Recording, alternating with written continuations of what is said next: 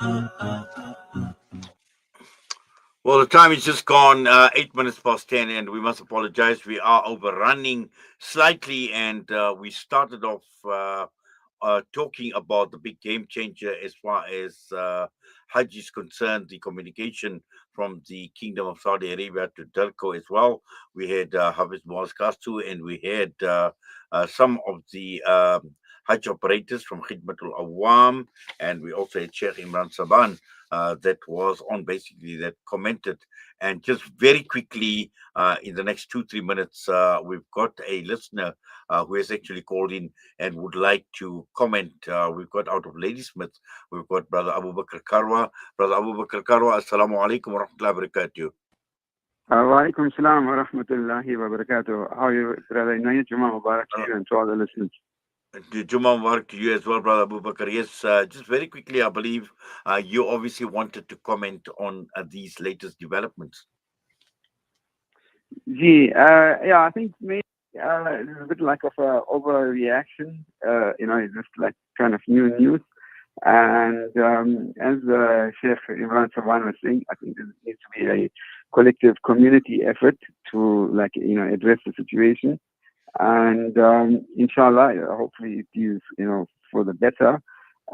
Yes, Sauk has introduced some good measures and controls, but they have not been transparent. That's quite evident. And they need to be more transparent. I believe they're having an AGM on the 28th of this month, and that the financials need to be published openly.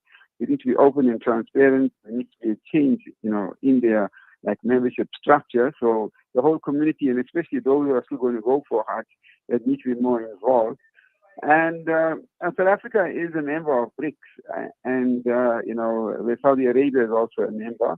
So I think there's still room to increase the quota through diplomatic negotiations, from DERCO and whatever interested parties they are.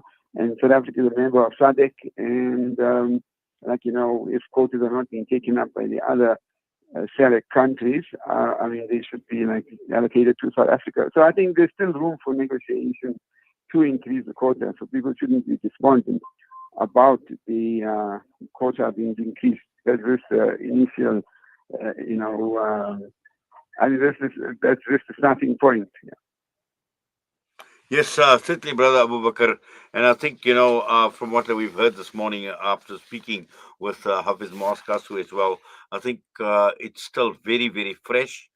This news has just broken out since yesterday as well.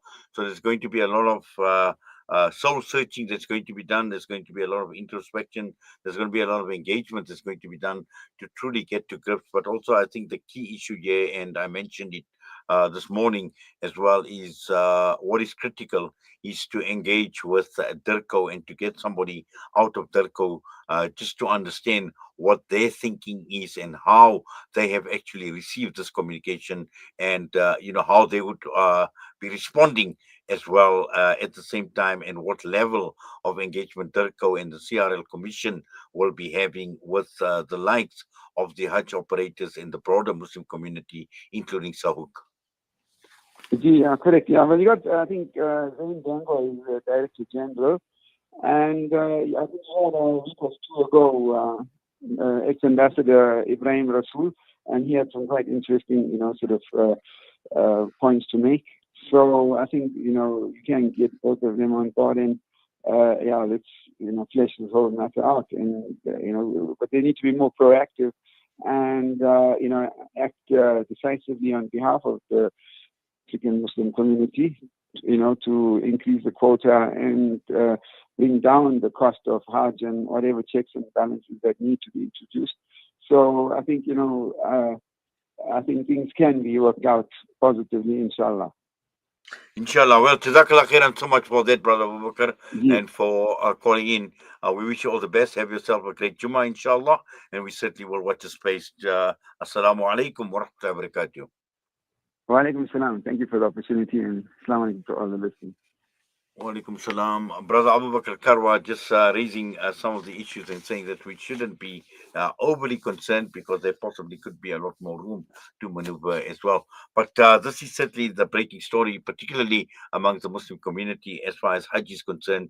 These ever changing dynamics and transformation or the transition, I would say, migration to the Nusuk platform.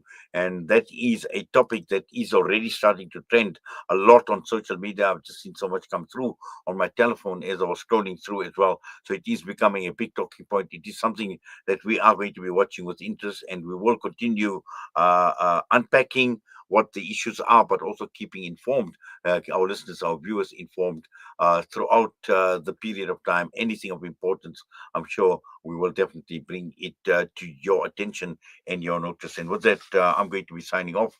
Once again, it's been an absolute pleasure being in your company on this Friday edition of News and Views from myself and the team at Salam Media. Have yourself a wonderful Jummah. Assalamu alaikum wa rahmatullahi wa barakatuh.